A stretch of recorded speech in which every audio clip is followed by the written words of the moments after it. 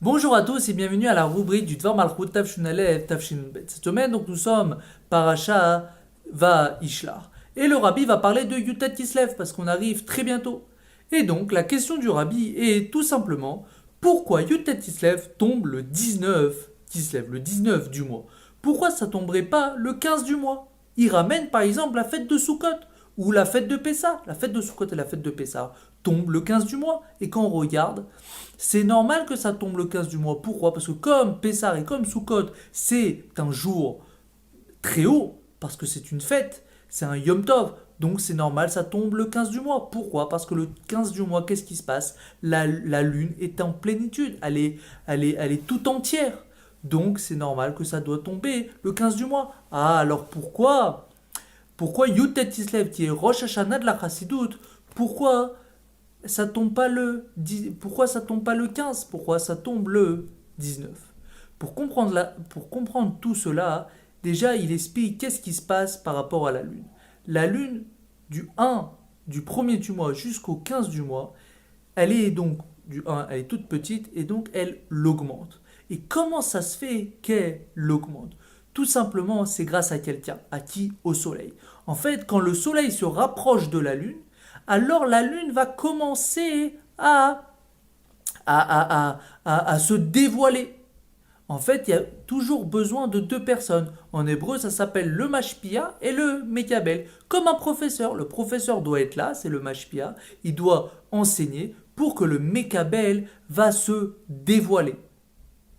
Et donc, du 1er jusqu'au 15 du mois, le soleil vient pour dévoiler la lune. Et donc, c'est pour ça que le 15 du mois, la lune est complètement dévoilée. Mais le mashpia est encore là.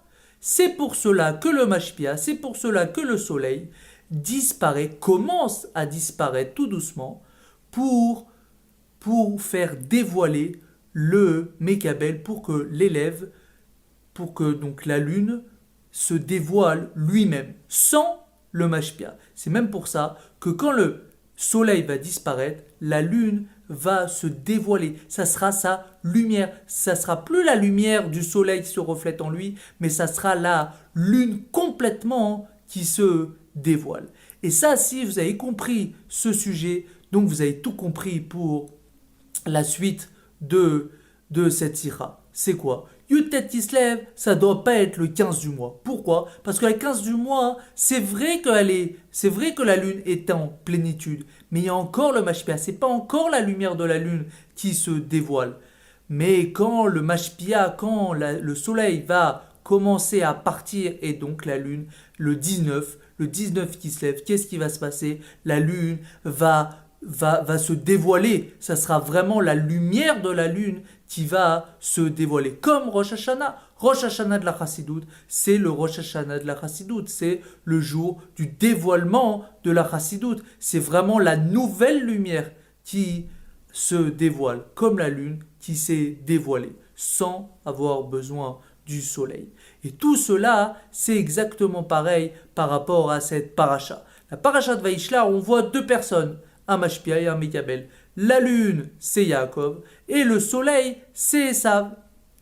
Et comme la lumière du soleil, donc elle brille, elle va influencer sur qui? Elle va influencer sur la lune.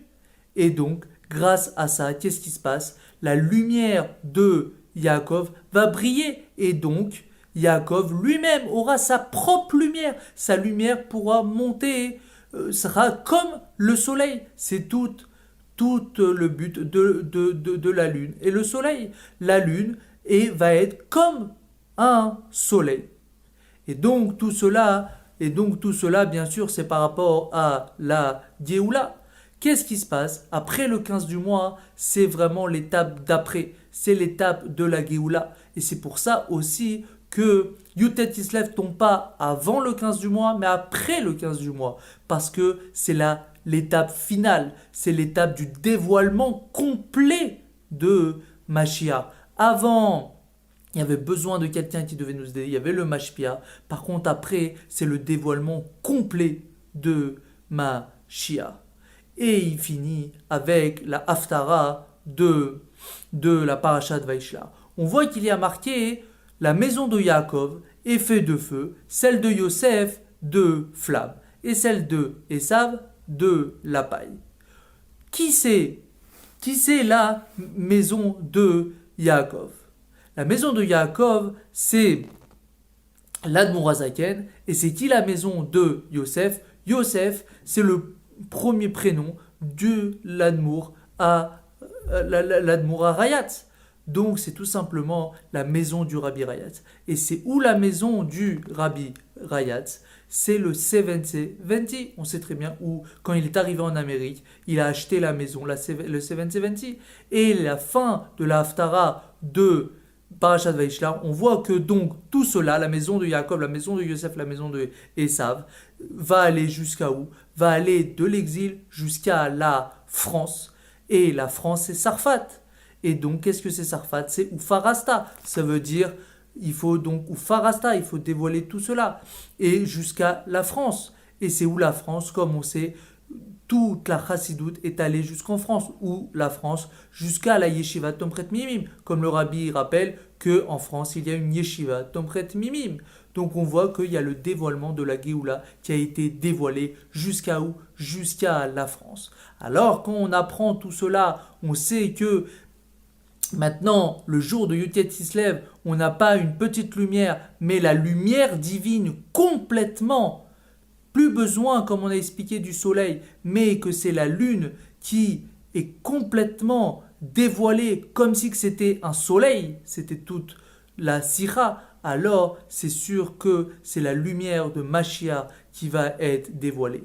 Alors que Dieu fasse que comme tout est, ou Farasta, tout a été dévoilé jusqu'en France, comme il a expliqué, alors que Dieu fasse que très très vite, on voit cette lumière, et bien sûr la lumière de Mashiach, avec la Géoula Amitit, Vea Shlema. Shabbat Shalom à tous. she